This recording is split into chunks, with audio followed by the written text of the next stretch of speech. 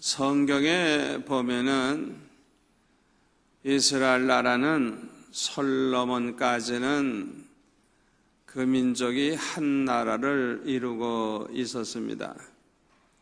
그리고 솔로몬의 아들 여로보암 때에 남북으로 나누어져서 우리나라처럼 이렇게 두 나라로 대립을 하고 계속 싸우는 그런 아주 불행을 겪고 있었던 것을 알 수가 있습니다.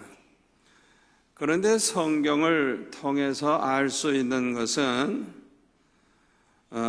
절대 주권을 가지신 하나님에 의해서 이렇게 남북으로 나누어졌다는 것을 알 수가 있습니다. 참새 한 마리가 떨어지는 것도 하나님의 허락이 없이는 안 된다 그랬어요. 아멘. 사람으로 말미암아 사람들이 모든 걸 그렇게 행하는 것 같지만은 이 세상의 모든 것은 절대 주권을 가지신 하나님의 손에 있기 때문에 하나님이 허락하지 아니하면 절대로 안 되는 거예요. 아멘. 아멘.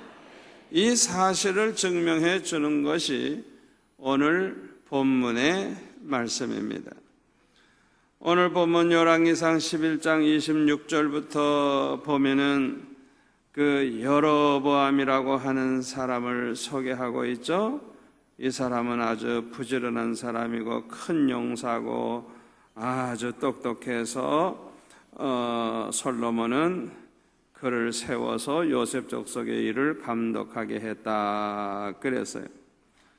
그런데 29절에 보니까 그 당시에 선지자인 아히야가 이 여로보암을 만나가지고 자기가 입고 있는 새 옷을 12조각으로 잘라가지고 10개를 주면서 하나님께서 너에게 이것을 줬다. 그래서 네가 나라를 세우게 된다 이거예요. 그리고 나머지 이제 레위 족속은 빼야 되니까 나머지 한 지파는 이제 르호보암에게 솔로몬 아들에게 주겠다. 그래서 나라가 이제 둘로 갈라지게 될 것을 이렇게 말씀하고 있습니다. 하나님께서 이 선지자 아히야를 통해서 하나님께서 이 나라를 남북으로 나누어 가지고 둘로 이제 만드실 것을 미리 말씀하신 거예요. 말씀하신 거예요. 31절 32절 말씀대로 이 옷을 12로 쪼가 가지고 열은 이 여로보암에게 주고 하나는 이제 르호보암에게 주겠다고 하신 것처럼 그렇게 하나님이 하신 것입니다. 여기서 우리가 깨닫게 되는 것은 우리 대한민국도 남북으로 나누어지게 하신 분이 누구냐? 하나님입니다. 하나님이 허락하지 아니하면 절대로 그렇게 되지 않는 거예요. 또 이 분단된 이 나라를 통일이 되도록 하실 분도 하나님이십니다. 하나님이십니다. 사람으로 말미암아 되지 아니할 것입니다. 여러분, 서독과 동독이 통일된 것도 사람으로 말미암아 되지 않아서 전혀 상상도 못했는데 하나님께서 참 갑자기 통일을 이루게 하신 걸 우리가 봤어요. 절대 주권을 가지신 하나님이 이 나라의 통일을 주시면 하나님의 방법으로 됩니다. 할렐루야. 그런데 이스라엘 나라가 둘로 나누어지게 된 것은 하나님께 범한 죄에 대한 하나님의 진노였다는 것을 알 수가 있습니다. 오늘 보면 33절부터 한번 볼까요? 이는 이유를 가리키죠. 이는 그들이 나를 버리고 하나님을 버리고 시돈 사람의 여신 아스다롯과 모압의 신 그모스와 암몬 자손의 신 밀곰을 경배하며 그의 아버지 다윗이 행한 같지 아니하여 내 길로 행하지 아니하며 나 보기에 정직한 일과 내 법도와 내 율례를 행하지 아니함이니라. 그러나 내가 택한 내 종 다윗이 내 명령과 내 법도를 지켰으므로 내가 그를 위하여 솔로몬의 생전에는 온 나라를 그의 손에서 빼앗지 아니하고 주관하게 하려니와 내가 그의 아들의 손에서 르호보암의 손에서 나라를 빼앗아 그 10지파를 내게 줄 것이요 여로보암에게 주겠다고 이렇게 말씀을 하고 있는 것입니다. 그러니까 이렇게 한 민족이 하나로 살지 못하고 둘로 나누어지게 된 것이 우상 숭배를 했기 때문에 그 죄로 말미암아 하나님을 버리고 우상 숭배를 했기 때문에 하나님이 그렇게 나누셨다는 거예요. 사람은 누구나 다 죄가 있습니다. 여러분 중에 죄 없다 생각하는 사람이 있다고 하면 그건 미친 사람이에요. 정신이 돌았거나 양심이 없는 사람, 인간이 아니에요. 사람은 누구나 다 죄인입니다. 죄 없는 사람은 하나도 없습니다. 하나님이 그렇게 말씀하셨기 때문에 저는 믿습니다. 아무리 의로워 보여도 그 사람은 죄가 있을 것입니다. 그런데요, 죄 중에서 가장 큰 죄, 가장 하나님을 분노케 하는 죄, 가장 하나님의 마음을 아프게 하는 죄가 뭐냐? 하나님을 버리고 사신우상을 섬기는 죄악이에요. 여러분, 우리 인간도 그렇잖아요. 누가 여러분을 버린다 그래 보세요. 얼마나 섭섭하고 얼마나 슬프고 얼마나 화가 나고 얼마나 괘씸해요. 여러분, 부부지간에도 싸울 수도 있고 뭐 욕을 할 수도 있고 때릴 수도 있지만은 버려서는 안 되는 거예요. 버려서는 안 되는 거예요. 버리는 것처럼 악한 게 없는 거예요. 그건 아주 그냥 최악의, 그건 아주 버리진 말아야 돼요. 그런데 하나님을, 그 하나님, 창조주 하나님, 만복의 근원 되신 하나님, 축복의 하나님, 그 좋으신 하나님을 버리고 그 하나님을 등지고 하나님이 미워하시는 그 사신 우상을 섬겼다 이거예요. 그래서 참으로 이렇게 불행하게 된 것입니다. 여러분, 우리나라를 망하게 하는 인간들이 누군 줄 압니까? 하나님 저버리고 사신 우상 섬기는 사람들은 아무리 훌륭해 보여도 이 나라를 망하게 만드는 범인들입니다. 이 나라가 망한다면 그 사람 때문에 망하는 거예요. 하나님 저버리고 사신 우상을 섬기는 그 사람들 때문에 망하는 거예요. 그 사람들이 이 나라를 아주 불행하게 만드는 범인들인 것입니다. 우리나라가 1945년 8월 15일에 일본 제국의 식민지로 있다가 이제 해방이 되었지만은 불행하게도 남북으로 나누어져서 지금까지 분단의 고통을 받고 있는데, 이것도 과거 역사를 보면 이 백성들이 하나님을 버리고 사신 우상을 섬겼기 때문인 것입니다. 예수 안 믿는 사람은 누구나 다 그냥 무당 데려다 굿하고 밤낮 그냥 절하고 엎드려서 그냥 돌부처 앞에 엎드려 절하고 다 우상 숭배했어요.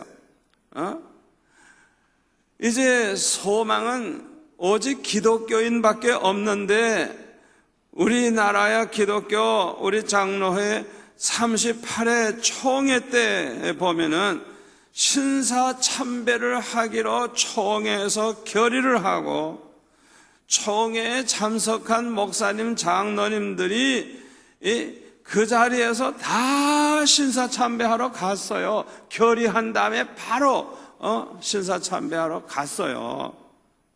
우리나라 모든 교회 노회의 대표들이 모인 그 사람들이 결의를 하고 바로 신사참배하러 가가지고 신사참배를 했어요. 그 다음부터는 이제 모든 교회들이 신사참배를 하게 된 것입니다. 다니엘서 3장에 보면은 사드락과 메삭과 아벳느고는 바벨론 왕 느부갓네살이 금신상을 만들어 놓고 모든 백성들에게 절을 하라고 할 때 절을 하지 않았어요. 얼마나 화가 났는지 그냥 풀무불을 그냥 7배나 더 뜨겁게 해가지고 그들을 그 속에 집어넣었어요. 그런 아주 그냥 정말 무시무시한 그런 시험을 당하면서도 이 사드락과 메삭과 아벳느고 보세요. 자기네들은 음신상 앞에 절하지 아니할 거라고, 하나님이 우리를 구원하실 거라고, 그렇게 아니하실지라도 우리는 아예 절을 하지 아니할 줄 아옵소서, 아예 그냥 분명하게 말했어요. 그러니까 그냥 풀무불에 집어넣는데 얼마나 뜨거웠던지 그냥 이 세 사람을 붙잡아 가지고 집어넣던 사람이 불에 그냥 대 죽어버렸어. 그러나 사드락과 메삭과 아벳느고는 그 속에서 춤을 췄죠. 춤을 췄다 그랬어요. 하나도 거슬리지 아니하고, 분명히 세 사람이 들어갔는데 이상하게 네 사람이 춤을 추고 있었다. 제 생각에는 분명히 예수님이 그 자리에 계셨을 줄 믿습니다. 얼마나 기쁘고 좋은지 그냥 덩실덩실 그 안에서 춤을 췄어요. 춤을 췄어요. 이 사드락과 메삭과 아벳느고처럼 주기철 목사님을 비롯해서 몇몇 성도들은 신앙의 지조를 지키고 신사참배를 하지 않았어요. 그래서 감옥에 붙잡혀 가서 고문을 당하고, 어떤 분은 순교를 하고 어떤 분은 살아나오긴 했습니다만은, 이분들 빼놓고는요 모든 교회가 이렇게 모이면은 이 뒤에다가 신사를 이렇게 차려놨는데, 그 신사 앞에 일어나서 다 절하고 그리고 예배를 드렸어요. 여러분 상상해 보세요. 여러분 그런 지경에 있을 때 교회 나가야 될까요? 안 나가야 될까요? 그래도 나가야 된다는 사람 손 들어보세요. 나 같으면 안 나가겠다는 사람 손 들어보세요. 안 나가겠다는 사람이 좀 더 많네. 나부터라도 안 나갈 거예요. 내가 혼자 집에서 예배드리든지, 아니면 지하교회를 만들든지, 아니면 산속으로 들어가든지, 아니면 저 만주로 도망을 가든지, 예수 믿기 위해서 도망을 가는 거예요. 내가 순교하면 몰라도 그렇지 않으면 절을 하면서 예배를 드리진 않을 거예요. 그런데 그 당시에 몇몇 사람들 빼놓고는 모든 부흥사로 다니던 유명한 사람들도 다 그렇게 했어요. 부흥회를 해도 신사 앞에 먼저 절하고 그리고 예배드렸어요. 얼마나 기가 찬 노릇입니까? 교회가 이렇게 우상 숭배를 하게 되니까 결국은 이 나라 백성 모두가 다 하나님을 버리고 우상 숭배하는 그런 나라가 되었으니, 결국은 하나님의 진노를 안 받을 수가 있겠어요? 교회만은 그걸 안 해야 되는데, 교회까지 우상 앞에 절을 했으니 어떻게 되겠어요? 그러니까 이 나라가 진노를 받지 아니할 수가 없는 것이죠. 8.15 해방 후에 모든 교회가 무조건 하나님 앞에 회개하는 운동을 일으키고 우리나라를 보고만 하는 데만 전념했으면 좋았겠는데 그렇지 못했어요. 신사 참배하지 아니한 그 몇몇 교역자를 추종하는 사람들이 세운 그 교회가 다른 모든 교회들을 비난하고 정죄했어요. 저것들은 신사 참배한 것들이다, 신사 참배한 것들이다, 그리고 비난을 했어요. 그러나 사실은 그 교회도 그 몇몇 사람 빼놓고는 다 신사 참배한 사람들이에요. 예? 그러니까 이거 얼마나 비양심적인 행동입니까? 예? 자기들이 다 신사 참배해 왔음에도 불구하고 마치 자기네들은 신앙의 지조를 지킨 것처럼 행세를 하면서 다른 교회들을 비난하고 정죄를 하는 것이니 위선자 중에 위선자요.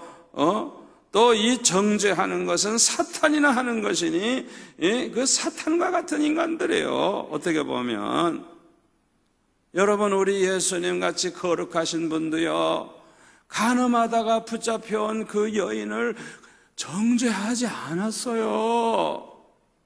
아멘. 예수님도 간음하다가 붙잡힌 여인을 정죄하지 아니하셨다고요.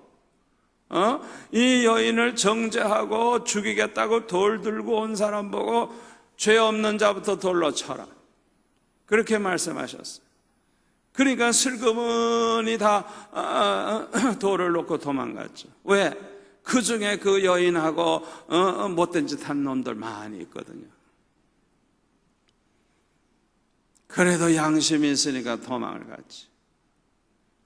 예수님도 정죄하지 않았는데 어떤 인간이 남을 정죄할 수 있어요? 정죄하려면 자기를 정죄하지. 여러분, 절대로 남을 정죄하지 마시기 바랍니다. 우리에게는 정죄할 자격이 없어요. 우리가 다 죄인인데 죄인이 누구를 정죄합니까? 정죄하면 내가 나를 정죄해야지 누구를 정죄하겠어요? 예? 얼마나 잘못된 거예요. 여러분, 예수님과 함께 십자가에 못 박혔던 그 예수님의 옆에 있던 그 강도, 우리가 정죄할 수 있어요, 없어요? 있어요, 없어요? 없어요. 왜 없어요? 그가 평생 강도짓을 한 못된 인간이지만은 우리가 정죄할 수 없어요. 왜? 예수님께서 너는 나와 함께 낙원에 있으리라. 할렐루야. 아무리 죄가 많아도, 아무리 못된 짓을 많이 했어도 그 십자가에서 깨달은 거예요. 예수님을 가만히 보니까 이분이야말로 그리스도시요, 이분이야말로 과연 메시아라는 걸 깨달은 거예요. 그러니까 나를 좀 기억해 달라고 그렇게 부탁했어요. 너무 염치가 없으니까. 자기는 죄만 짓다가 강도질 하다가 이제 죽는 인간이니까 염치가 없잖아요. 그냥 다른 말은 못하고 그냥 나를 좀 기억해 달라고 그렇게 애원을 한 거예요. 그래도 그 속에 그 믿음이 있다는 증거거든요. 그런데 예수님은 오늘 너는 나와 함께 낙원에 있으리라. 이야, 여러분, 그 강도를 우리가 정죄할 수 있어요? 예수님이 정죄하지 아니하셨는데 우리가 정죄할 수 있어요? 정죄할 수 없어요. 없어요. 특히 우리 예수 믿어 구원받은 우리 그리스도인들은 과거에 어떤 죄를 범했어도 예수 믿고 회개했다고 하면 정죄함을 받지를 않습니다. 아멘. 절대 정죄함을 안 받아요. 저도 초등학교 6학년 때 예수 믿기 전까지는요, 우리 가족들 하는 대로 똑같이 했습니다. 제사 지내면 가서 절하고, 뭐 6.25 때 10살이었는데 그때 제가 피난 가다가 보면은 그냥 뭐 이렇게 피난 가다가 보면 뭐 이상한 나무에 뭐 만들어 놓고 어디는 돌을 쌓아놓고 별군데 다 있죠. 그런 데만 보면 그냥 가서들 그냥 또 이게 빌고 가. 그러면 나는 그냥 따라가다가 뭣도 모르고 그냥 나도 빌고 가. 아무것도 모르고 어른들 하는 대로 똑같이 했어요. 절도 하고 다 했어요. 여러분, 아마 이 자리에도 예수 믿기 전에 그렇게 하신 분들 많을 거예요. 그러나 예수 믿고 구원받았습니다. 죄사함을 받았습니다. 그런데 예수 믿기 전에 범한 죄를 가지고 누가 나를 정죄한다고 하면 그것은 아주 잘못된 것입니다. 하나님이 나를 용서하셨고 하나님이 나를 의롭다고 하시는데 지금까지 꽤 뭔데 나를 정죄해. 할렐루야, 할렐루야. 예수 믿고 회개하신 분들 자유함을 얻으시기를 바랍니다. 하나님께 감사하시기를 바랍니다. 여러분을 누구도 정죄할 수 없어요. 누구도 정죄할 수 없어요. 여러분 진심으로 예수님을 믿습니까? 진심으로 예수님을 영접하셨습니까? 진심으로 과거의 죄를 회개하셨습니까? 그렇다고 하면 여러분들은 구원받은 자입니다. 하나님의 자녀입니다. 죄사함 받았습니다. 의인이 되었습니다. 심판받지 아니합니다. 누구도 여러분을 정죄할 수 없습니다. 믿습니까? 과거에 매이지 마세요. 여러분 과거의 죄에 매이지 마세요. 아무리 과거에 큰 죄를 범했다고 해도 매이지 마세요. 주님은 용서하실 뿐만 아니라 완전히 도말해버리고 다시는 기억도 하지 아니하시다. 다시는 주님의 기억도 하지 아니하시다. 아멘. 그걸 가지고 두 번 다시 하나님은 따지지 않는 거예요. 완전히 잊어주시겠다는 거예요. 없었던 것처럼 해주시겠다는 거예요.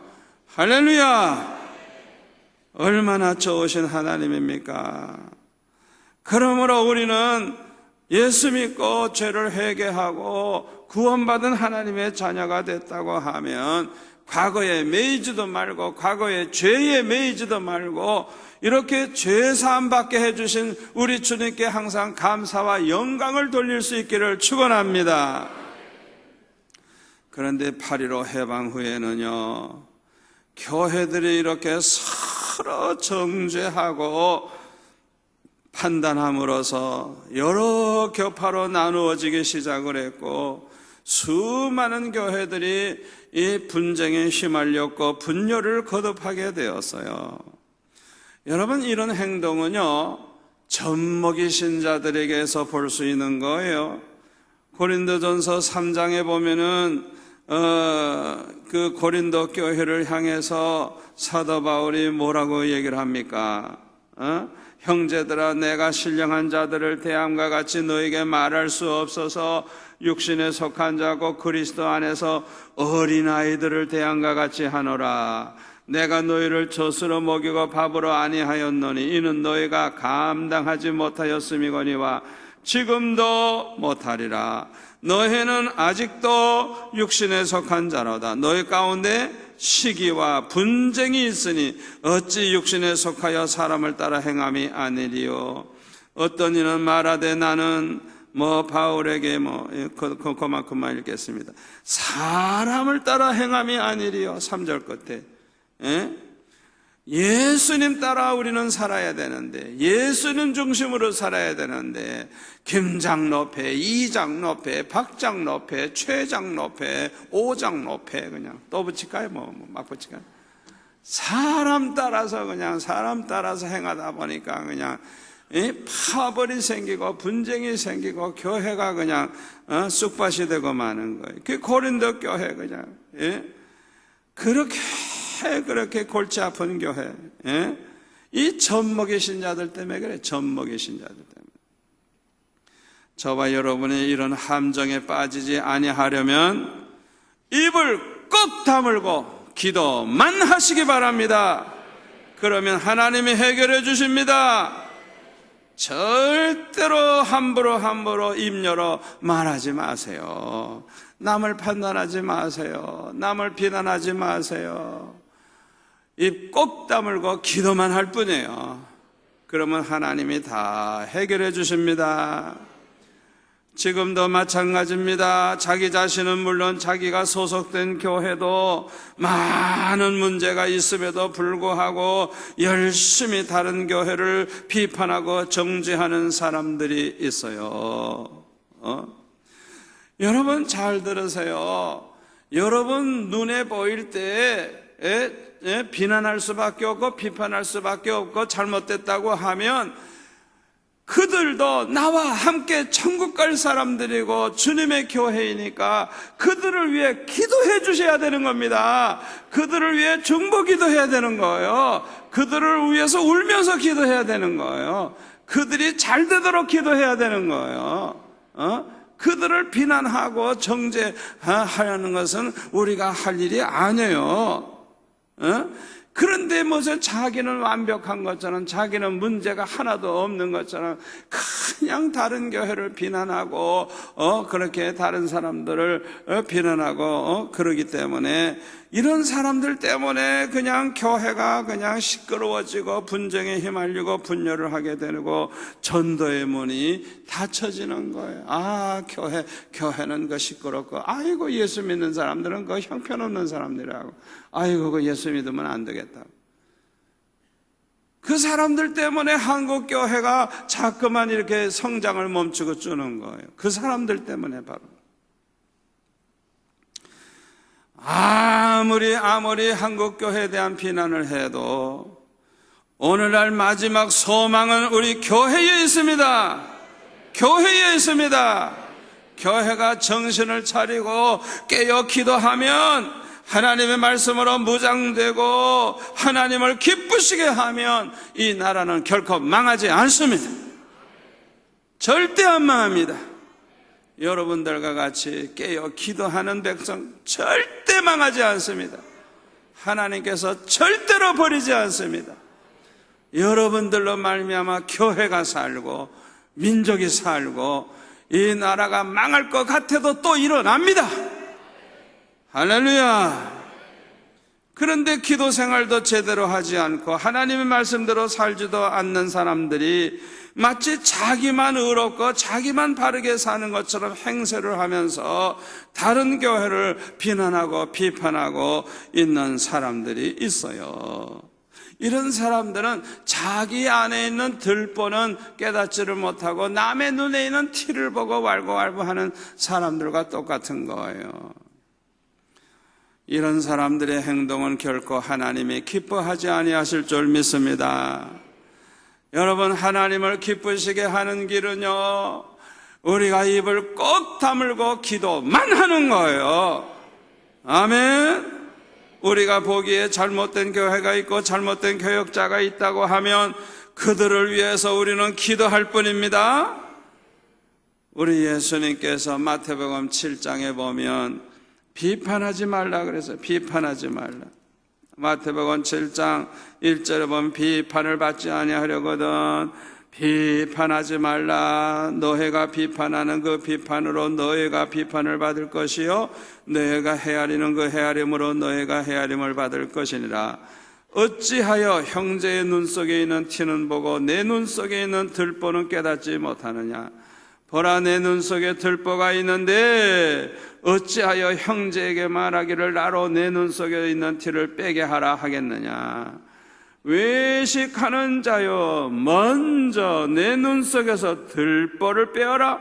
그 후에야 밝히 보고 형제의 눈에서 티를 빼리라 그랬어요. 예수님의 이 말씀을 그대로 받아들이시기를 바랍니다.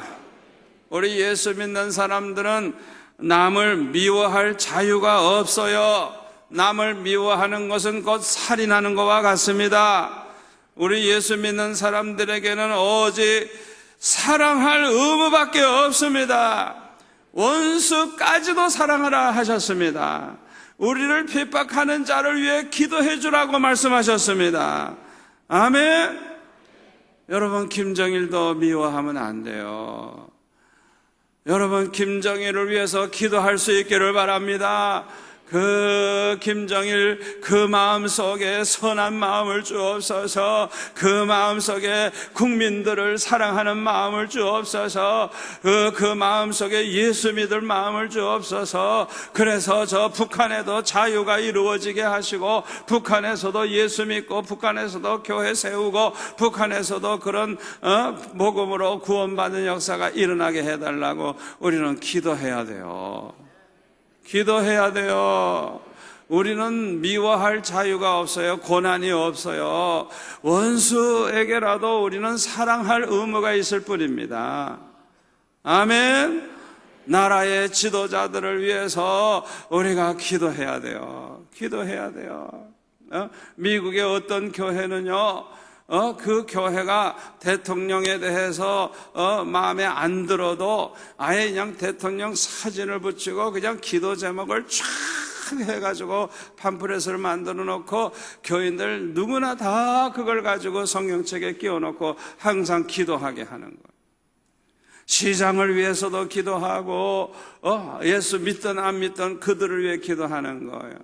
여러분, 지도자 한 분이 마음을 바르게 갖고 백성들을 사랑하고 바르게 통치하면 얼마나 복이 돼요. 얼마나 복이 돼요. 아멘. 나라가 평안하고 얼마나 좋아요. 그러니까 우리 마음에 안 들어도 우리는 이 나라 지도자를 위해 기도해야 됩니다. 기도해야 됩니다. 김정일을 위해서도 기도해야 됩니다. 기도해야 되는 거예요. 우리가 얼마나 기도해야 될까요? 원수를 위해 기도할 때, 핍박자를 위해 기도할 때 얼마나 기도해야 될까요? 그들을 진심으로 사랑하는 마음이 생길 때까지 기도해야 되는 거예요.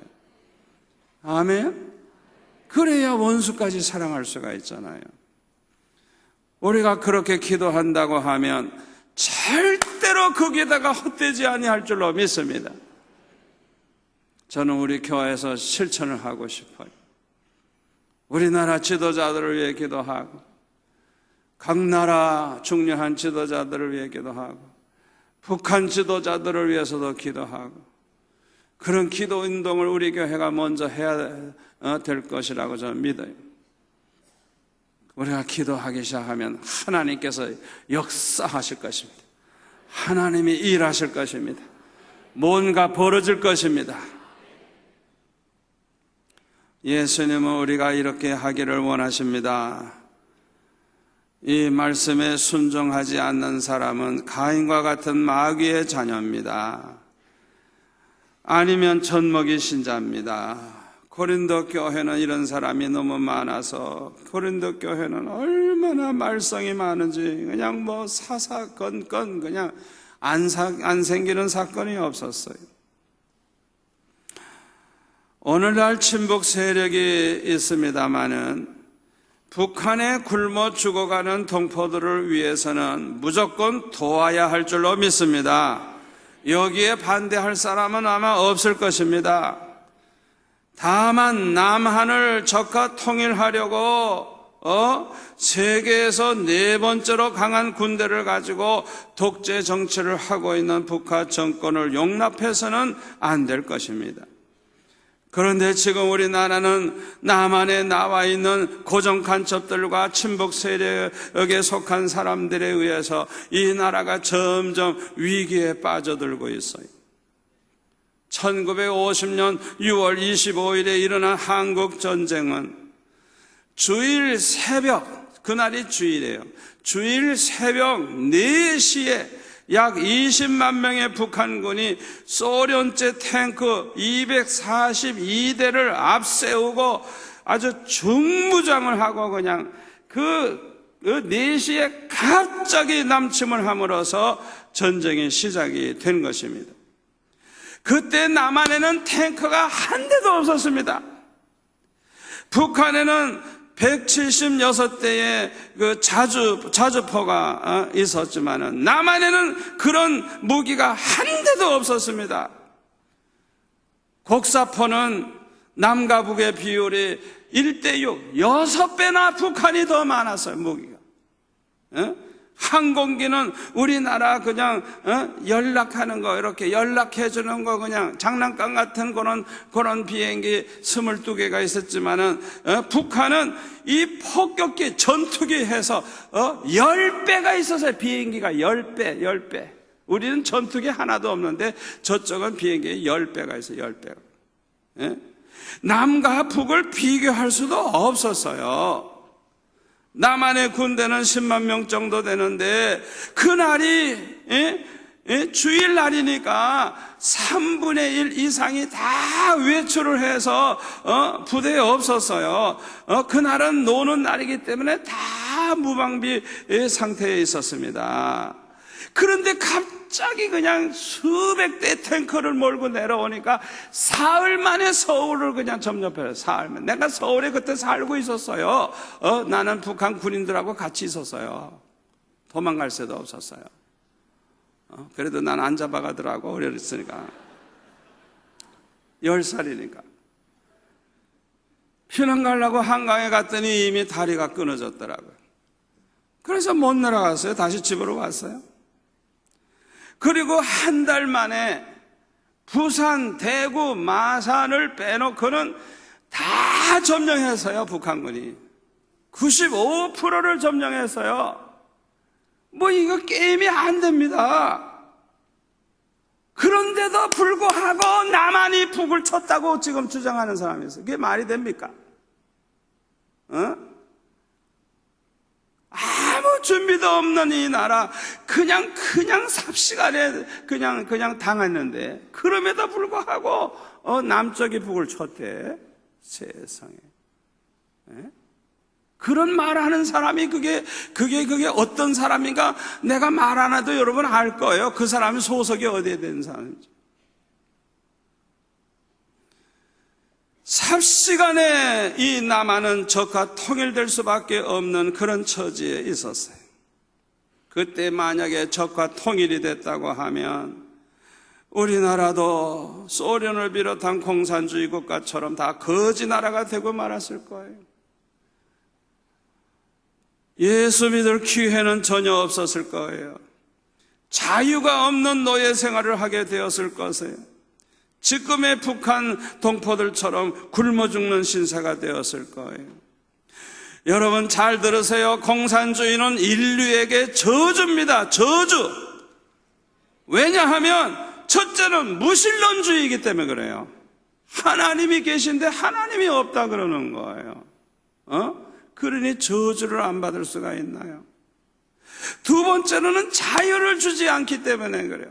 여러분 사람은요 자유가 없으면 사람이 아닙니다. 자유를 잃어버리는 순간 이거는 소나 말이나 그런 가축과 같은 거예요. 자유 없는 인간은 인간이 아니에요. 인간이 아니에요. 여러분 자유를 잃어버린다는 게 얼마나 비참한 건 줄 압니까?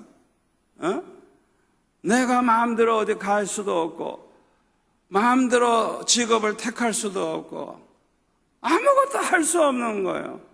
세상에 이래서 그냥 굶어 죽는 거예요. 세상에 이럴 수가 있어요. 이럴 수가 있어요. 자유만 주면 얼마든지 살 길을 찾을 수 있는데 자유가 없어서 굶어 죽는 거예요. 자유가 없어서. 여러분 기가 막히지 않습니까? 우리가 누리는 자유가 얼마나 소중한 건데 이걸 소중한 줄을 몰라. 소중한 줄을 몰라. 또 왜 공산주의가 인류의 저주냐? 이 독재 정치를 하기 때문에 그래요. 그냥 독재자들 그저 자기만을 위해서 모든 걸 하고 백성들은 다 그 밑에 노예가 되는 거예요. 그러니까 세상에 그런 저주가 어디 있겠어요? 무엇보다도 인권을 무시해. 사람 귀하게 여기질 않아. 누구든지 자기 주장을 얘기했다가는 그날로 그냥 수용소로 들어가 버린 거예요. 아니면 죽는 거예요. 말 못하고 사는 거예요. 그런데 행정안전부의 통계에 의하니까 여론조사 결과에 보니까 우리 한국의 청소년들 중 50%가 6.25 전쟁을 아예 모른다 그랬고, 우리 안보에 가장 위협적인 나라가 첫째가 미국이래요. 미국이 제일 우리나라의 적이라는 거예요, 세상에. 미국이 28.4%, 두 번째가 일본 27.7%, 세 번째가 북한 24.5%래요. 그리고 57%가 1950년도에 6.25 전쟁이 일어났다는 그 연도를 57% 아이들이 그 연도를 몰라. 아예 몰라. 그리고 6.25 전쟁을 일으킨 나라가 미국이라고 대답한 학생이 13.4%나 된다는 거예요. 어떻게 됐길래 전혀 상관도 없는, 그때 미국은 다 떠나서 무슨 뭐 이렇게 우리나라를 돕는 그런 몇 사람 외에는 다 떠났는데 미국이 글쎄 전쟁을 일으켰대요. 그 말을 믿고 생각하고 있는 애들이 13.4%나 된다는 거예요. 얼마나 기가 찬 노릇입니까? 그리고 북한이 일으켰다는 것을 알고 있는 학생이 48.7%밖에 안 된다는 거예요. 반도 안 되는 거예요. 작년인가 어떤 통일부 장관이 남한이 북한을 침략했다고 공공연히 말을 한 적이 있었어요. 이것을 보면 지나간 10년 동안에 남한에 있는 고정 간첩들과 친북 세력이 북한 정권의 지시에 따라서 얼마나 활동을 적극적으로 해왔는가를 우리는 알 수가 있어요. 이것을 보면 우리나라는 분명히 위기입니다. 그러나 한편 북한도 위기입니다. 그대로 있다가는 그냥 굶어 죽는 거예요. 다 굶어 죽는 거예요.